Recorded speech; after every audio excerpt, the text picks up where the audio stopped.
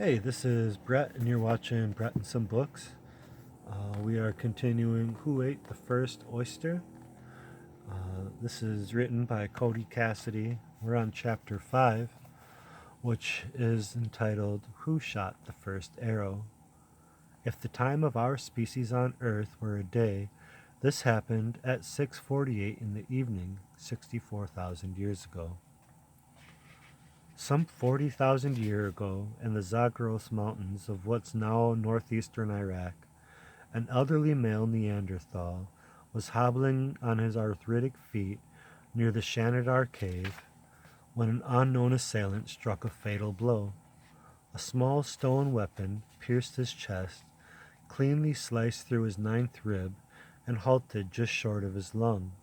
When archaeologists uncovered the skeleton buried in the cave, they found healing on the bone that suggests he survived the initial strike, but the wound may have compromised his lungs or become infected because the skeleton showed that within weeks he was dead.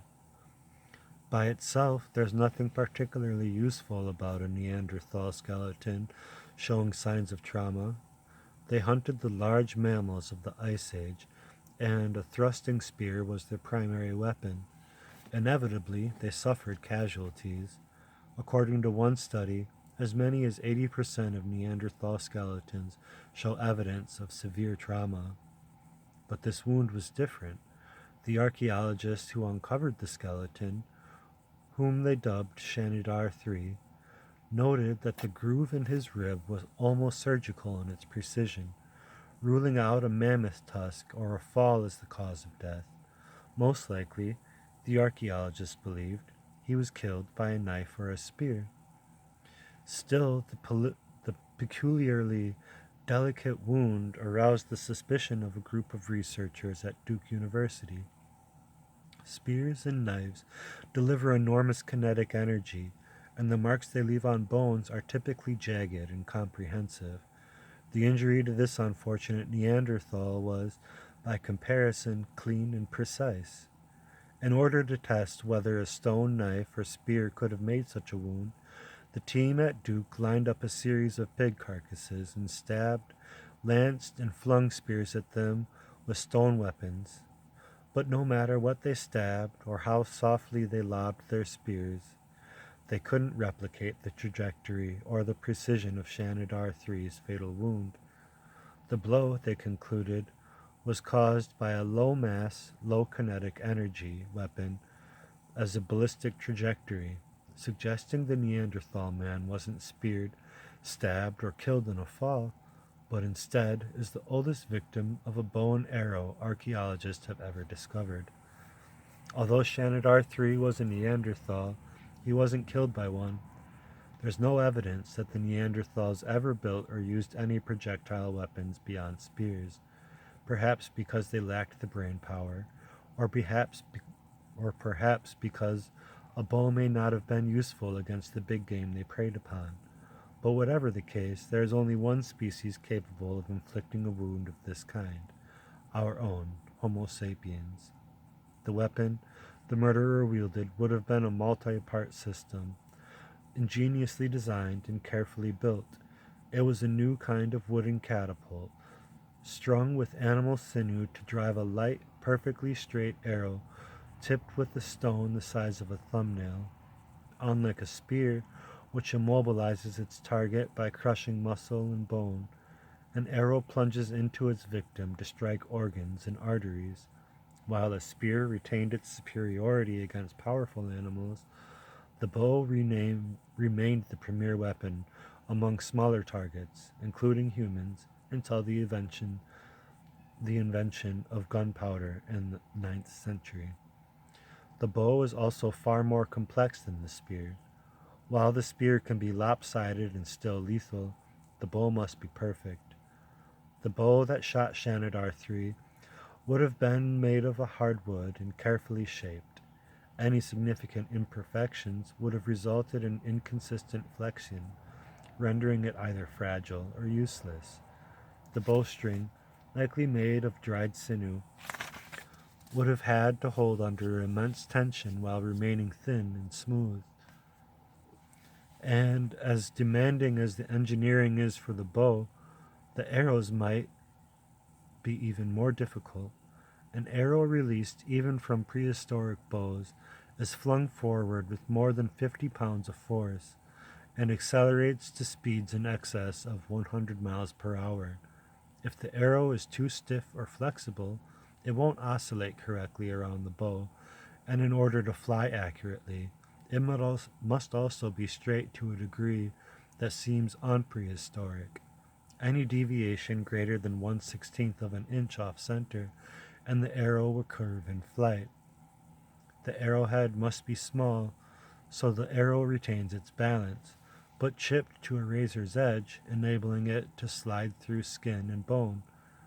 This, to attach the small stone arrowhead to the wooden shaft, the ancient archer would have carefully prepared a kind of prehistoric superglue made by melting and hardening tree sap. The archer also needed to be well practiced. Small errors in angle correction, lead adjustment, or poorly timed breath, and instead of a lethal tool delivered by stealth, the arrow headed for Shanidar 3 would have been advertised the archer's position. Whoever shot Shanidar 3 did so with a system of engineered perfection far more advanced than seems possible long ago, which is an indication that Shanidar 3's killer wasn't the inventor. Instead, the original bow and arrow, like all new inventions, would have been rudimentary. It would have been light, inaccurate, and low powered. And, like his invention, the inventor himself was probably quite small. I'll call him Archie. Archie lived approximately 64,000 years ago, maybe on the eastern side of South Africa in the Sibudu Cave, just outside of the modern city of Durban, and where Marlies Lombard, the professor of archaeology at the University of Johannesburg, recently discovered 64,000-year-old stone arrowheads, the oldest evidence of the bow and arrow's use ever found. Archie belonged to a cultural period archaeologists call the Howissens Port, and he lived among a group of hunter-gatherers along the South African coast who made some of the oldest pieces of symbolic art ever discovered: beads, shell necklaces, and small engravings. Archie was a modern Homo sapiens. If you dressed Archie in modern clothing, he would fit alongside other students in a contemporary classroom. He spoke a full language that we could learn to understand, just as he could learn to understand the words on this page. His skin was dark, and his hair wound in tight curls hung closely to his head. He wore light animal skins, as much for decoration as for warmth, although he probably didn't wear shoes. Archie would have eaten a mixed diet of tubers and meat, mostly small animals caught with small snares, but occasionally large ones, such as buffalo. He also made art. There's an abundance of red ochre in the Sibudu cave, which he would have crushed and mixed with water to make paint. No cave paintings have ever been found that date to this time, but there's little use for red ochre other than paint. If he didn't paint the walls, he may have decorated his body. He bored holes in the shells and beads, presumably in order to string necklaces, or perhaps to attach to sticks. These simple pieces of art, used as decorations or maybe as toys, may answer one of the most perplexing questions in archaeology. How exactly did anyone come up with the bow? The mystery of the bow's invention derives from its originality. Nearly every early hominin invention has parallels in nature, and the inventors, as ingenious as they were, mimicked what they saw. A rolling log inspired the wheel, a floating one inspired boats. From sticks came spears, from vines came ropes, from rocks came hand axes, from birds came planes. Nature often provides the idea, and humans provide the engineering. That is decidedly not the case with the bow and arrow. Storing energy in the flexion of wood to launch a projectile does not replicate anything in nature. It is a uniquely human invention, which means it mostly began, as many of Homo sapiens' most creative inventions, by accident. Miriam Heidel is a professor of paleoanthropology at the University of Tübingen in Germany and a leading authority on the bow of the Howiesen's port. In my view, Heidel says, it was invented by someone trying to do something else. She's not alone in her belief. Many scholars have come to the conclusion that the bow is simply too novel and too ingenious for anyone to have come up with in a brainstorm or a moment of inspiration. When I asked Heidel how she thinks the bow might have been invented, she notes the existence of sticks, sinew, and beads in the Howiesen's port, and wonders whether someone like Archie, experimenting with tying beads to a stick, might have tied the two ends of the stick together and plausibly have arrived at a proto-bow. It would have been useless as a weapon, but the natural flexion would have been novel. Archie might have played with the tension in the system, drawing and snapping his creation to some delight. And if Archie used the snapping sinew to launch beads, shells, and sticks, the bow would have been a state-of-the-art interesting, even if it provided no practical value. The path from an interesting but otherwise useless item to the sophisticated weapon system capable of killing Shanidar III would have required a long road of refinement and improvement, from Archie's bead-flinging bow, from selecting and shaping the proper wood, to sharpening and gluing the arrowheads, to learning how to best to cure the bowstring. Each of these small but essential innovations would have taken untold generations. So, what explains the bow's persistence in the culture to allow for these improvements? The reason may be simple. Archie was a child, a young boy, perhaps, because repeated stories suggest young male primates, from Homo sapiens to vervet monkeys, prefer projectile toys, and there is reason to believe the first bows were novel and impractical objects of delight. In other words, the first bow was a toy. Archaeologists are hesitant to use the word toy in reference to items found in ancient sites. As Patrick Roberts of the Max Planck Institute for the Science of Human History wrote to me, we only really get firm evidence for toys back to urban periods in Egypt and Mesopotamia in 300 or 3000 BC. In other words, after the invention of writing, when toys can be specifically described by their users as such. Before writing, it's difficult for archaeologists to differentiate dolls from idols. Yet all children play, and this is not only a human universal, it's a vertebrate universal. Stuart Brown, founder of the National Institute for Play, has devoted most of his career to studying the role of play in human and animal mental health. When I asked him if ancient children played, he told me that very few cultures have ever been studied that did not engage in playful activity, and there's no reason to suspect that cultures before the advent of writing were any different.